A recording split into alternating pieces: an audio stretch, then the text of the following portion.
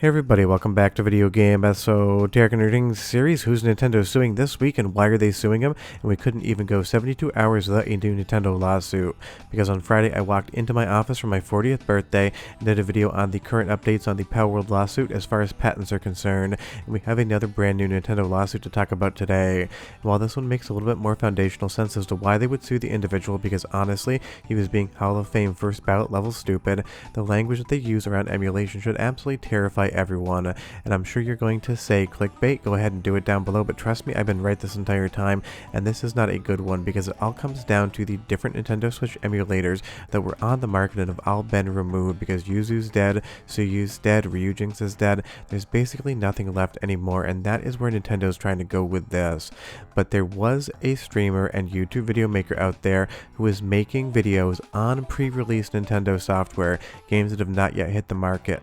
And again, I want to stress this is not what people should be doing. This is going to get you in a massive amount of trouble. Nobody touch this with a 10-foot pole. Go out and buy the games you want to play, support the creators, and support the art. This is foundationally where a lot of this comes from. The pre-release games getting out there and running on emulators, and emulator makers even bragging about the fact that they can run games that aren't even on store shelves yet within their emulator, providing you patches so you can play it pre-day one. And this is obviously what got Nintendo very upset earlier in the year with Yuzu, and now that that ball's rolling down the hill, it is picking up momentum, and Nintendo is basically saying in this new court filing that all emulation should be considered illegal.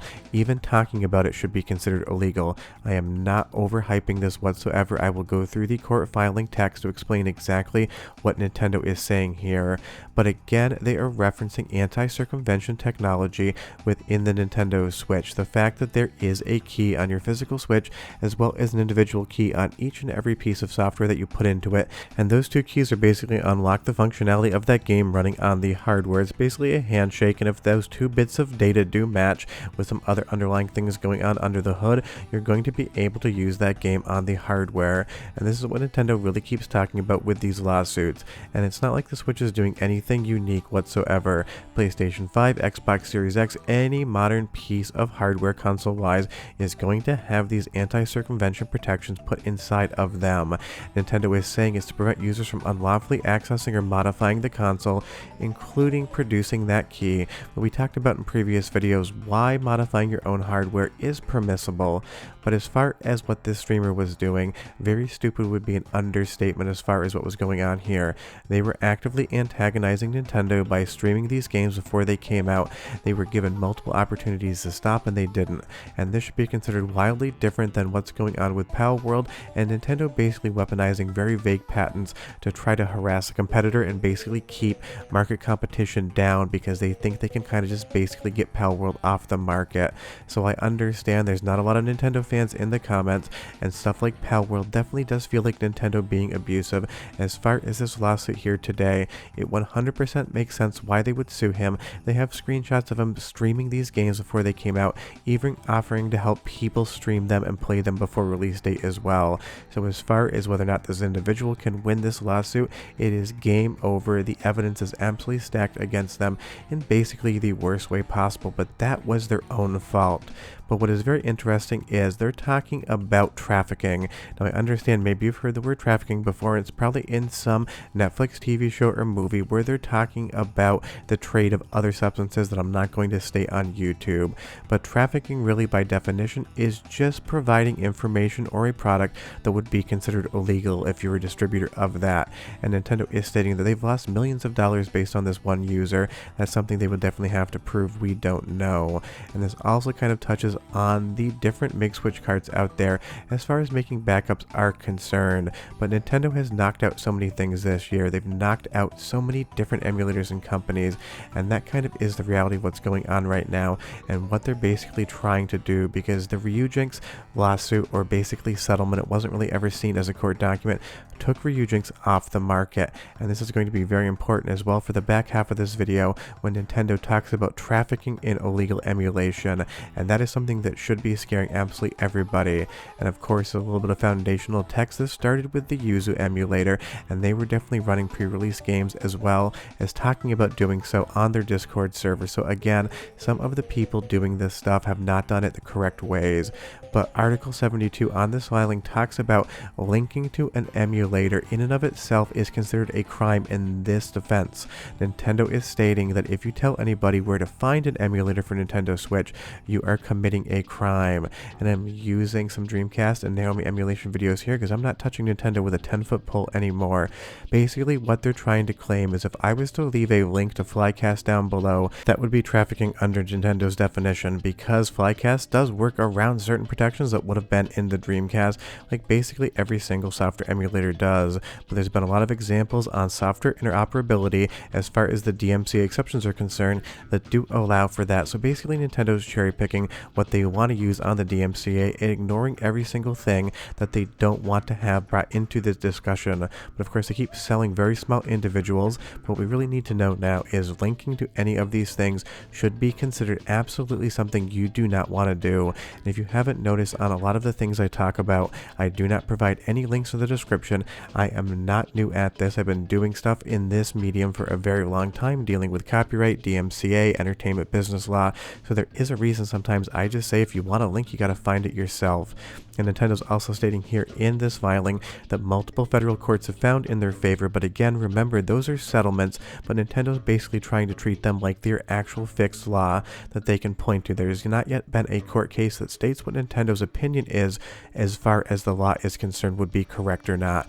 Nintendo likes to provide their opinion, they get settlements like in Yuzu's case, and then they point to those settlements to try to say, see, the courts have sided with us, but there has not been any decision by a federal court that Nintendo could point to as far as case law is concerned and say it's not allowed, because they're stating that any sort of backups are illegal for Nintendo Switch. But if you go under the DMCA, there are certain provisions to allow you to back up your own software for archival copy purposes.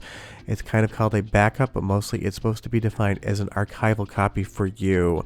And that really is the thing that isn't settled here. Nintendo is stating that backing up any software whatsoever is 100% illegal, but the DMCA is giving you exemptions and saying backing up your software is illegal. And that is not anything that's seen the inside of a courtroom and had a judge's decision based upon the details of the case that would define whether or not that is actually allowed. And Nintendo is going to continue to describe any emulation for Nintendo Switch as illegal, and they're going to state that it has limited commercial use. What that probably means is the limited commercial use of Nintendo Switch emulation should be reserved for Nintendo in 3 generations when they're just emulating Switch games. But we know emulation serves a very big purpose, not in the preservation of video games, but also in the manner in which you play and enjoy your own entertainment. If I want to take my Atari Jaguar off the shelf and put Alien vs. Predator in and play it on a CRT television, I can do that, but I own a Jaguar, I own a copy of AVP, so if I want to use something like Big PMU to make this easier to play on my modern PC, I can, and I do have every right to do so. But in Nintendo's eyes, basically all emulation should not be allowed, especially if it belongs to their consoles, because again, they're going to lean on the technological measures and anti-circumvention technology within the Switch to state that any sort of emulation, even if you own the console as well as the game, is a crime and you are doing something illegal by using it. And that is the world Nintendo wants. They want themselves and themselves only to be able to use software emulation. And trust me, it might not matter so much today, but in 15 years, 20 years time, when you can't buy a Switch, when they're not backwards compatible, when your Switch is broken and you want to play the game you legally own, you are going to look towards something like software emulation to be able to do so, and who knows what it's going to be like there. But I can guarantee you, without any sort of rage bait or clickbaiting, that Nintendo wants a future in which there is no software emulation whatsoever. But Nintendo's going to keep finding these easy victories in civil courts and pointing to them when they want to continue to pursue their vendetta against software emulation, because the individual who was pre-release streaming Nintendo games and telling people they would help others do so is unequivocally a fucking moron. It is the equivalent of going up to a wild lion, slapping it in the face with a stake and saying fight me, and expecting to be victorious in the end. This individual apparently actually sent an email to Nintendo saying they couldn't be stopped, they'd continue to do it, and that is absolutely the definition of stupidity.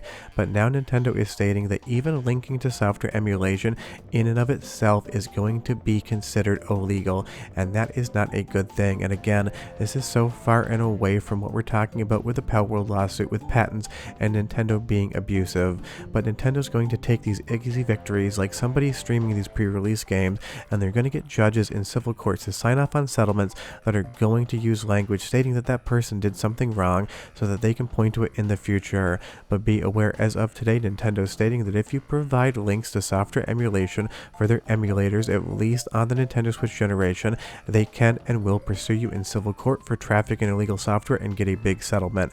And that is not a world we want to live in, but we're done, and I'll see you guys next time. Bye-bye.